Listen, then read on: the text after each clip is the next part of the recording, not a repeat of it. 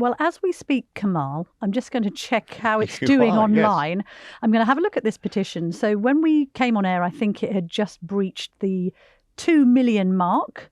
So this petition asking for there to be another general election. I mean, where are we at? We're 5 months into the Labour administration and this...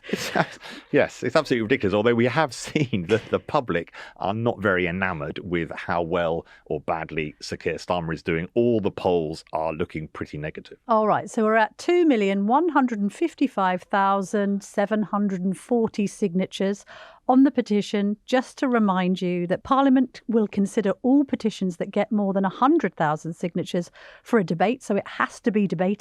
In fact, the government has to respond if it attracts just 10,000 signatures. So this one's doing very well. Well, those 10,000 signatures, Camilla, probably all from you, weren't they? Well, I think no, how dare you? It was actually started by a man called Michael Westwood on the 31st of October. That was just a day after Rachel Reeves's budget, which was so popular, as we know. So let me just read out exactly what the petition says, which is ticking up moment by moment, actually, as you are on the actual petition site, which is on the petition.parliament.uk for anyone who wants to sign up. It says, petition. I would like there to be another general election. I believe the current Labour government have gone back on the promises they laid out in the lead up to the last election. And the way these petitions work means that Parliament will now have to consider debating another election. I can't imagine, Camilla, they're going to do that. No, it has to. I mean, if it considers a debate after 100,000 signatures, it might have to entertain the idea of doing if it's more than 2 million. I mean, 10,000 signatures require a response. So there you have it. I love the fact that Mr. Westwood told The Express, who else, that he was particularly enraged by the budget, which, despite promising 1p off the price of a pint, will actually see prices go up because of the minimum wage and national insurance hikes. Shall we hear the Prime Minister being asked about it? Well, hold on to it. Before we do that, let's just say Michael Westwood and Lillian, one of our producers, said that he owns a pub called the Wagon and Horses. And I think he claims possibly to be the country's cheapest pub. Oh, wow. So that would be a good place to go for a pint, even with a penny off. But yes, let's hear... Well, that's a venue for the Daily Tea Christmas party sorted. Shall we hear the Prime Minister, Keir Starmer, being grilled about this petition on ITV's This Morning by none other than Andy Peters of Blue Peter and Broom Cupboard fame? He's done very well for himself. Look, I remind myself that very many people didn't vote Labour at the last election. Yeah. I'm not surprised that many of them want a rerun. That isn't how our system works. There will be plenty of people who didn't want us in the first place. So, look, what I focus is the decisions that I have to make every day. And it's a bit like opposition. Surely you want us, the public, to trust you, to like you, to think he's the man for the job, he's doing what he needs to do. Your approval rating is lower than Nigel Farage's right now, which even saying it to the Prime Minister of the country I live in, that I pay tax in, to say your approval rate is lower than Nigel Farage, that's disappointing. Whoever I support. The thing is, if you make your mind up, as I have done, that we're going to do the difficult things first, then I think it's inevitable that people do feel they're difficult decisions. I mean, I understand that.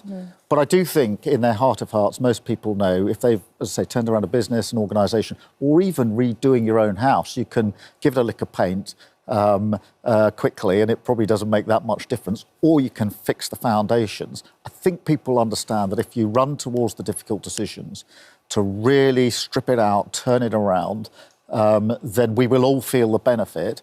I'm not surprised, quite frankly, that as we're doing the tough stuff, there are plenty of people who say, well, I'm impacted, I don't like it. But we've got to make the sort of big calls on the NHS and on schools that are really important for the here and now and for the future. Spoken like a man who's never done any DIY in his life, despite being the son of a toolmaker. I love this.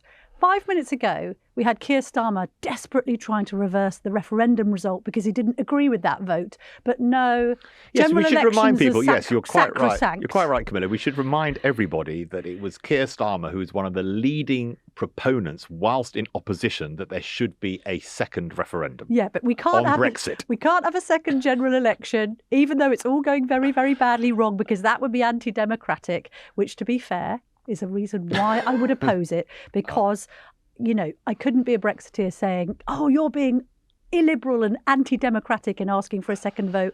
And indeed, on the Scots nationalism debate, my argument against Sturgeon was, no, it was once in a lifetime. So I do believe in the Fixed Term Parliaments Act, and I don't believe in having, you've got to wait, I'm afraid. Who knows what might happen in 3 or 4 years' time. However, my goodness me, as I have posted on X, Kamal, with quite a lot of retweets, I'll have you know, up to 250,000 now. What does this say about a government? We could expect this maybe 3.5 years in, everyone's dying for another general election, just boot them out. A little bit like how the Tories were treated at the end of days. To have a petition like this, when you are meant to be in a honeymoon period, is pretty remarkable, isn't it? It is, and shows, as we've mentioned many, many times, the contrast between this government and 2024 and 1997 and Tony Blair. You can't imagine that this kind of thing would have been happening that rapidly. This kind of thing wasn't in place in 1997, maybe for good reason. Let's go through a few of the responses beyond your own very good response on X. Daniel Hannan, a Conservative member of the House of Lords and famous Brexiteer and campaigner. He said on X that he had actually signed the petition. And then Edwina Currie, the former health minister, who got into a bit of a debate about poisoned eggs, you remember, in salmonella many moons ago. Excellent to hear from Edwina. Excellent. And She's also, not of course, joking. had a She's all white, you know, Kamal. I'm so sorry. Cracking this. Stop it now. Stop it now. Sorry. And also, of course, had a close relationship with John Major, as we know. But I won't get into that detail. They both got back to basics together, didn't they? That was right. Yeah. But then she replied on X, and she says, "I'm sorry, Daniel. We've just had a general election. We may not like the results. We may not like what the new government is doing. We'll have to live with it for some time. But this petition is pathetic." But others disagreed. Edwina said one, "It is not pathetic at all. This government has told lies to get into power." Whisper it. Might not be the only one. "Don't we have a right to protest in any way we please?" Well, I suppose people do. Edwina then replied, "Protest effectively. Join at Conservatives and go out and help. It's a lot harder than clicking on an online petition, but far more rewarding." Should people hit the streets in protest? I suppose the Conservatives can perhaps count on the entire farming community of England, Wales, Northern Ireland and Scotland to vote them next time round, maybe. They can, but luckily we don't have a government by petition. I think most people would say that's probably not a great idea. Michael Westwood, if he's done nothing else, has got a good lot of publicity for the Wagon and Horses pub, and I hope that lots of people go there to have a very cheap pint, because, as I say, he claims to be the cheapest pub in the UK.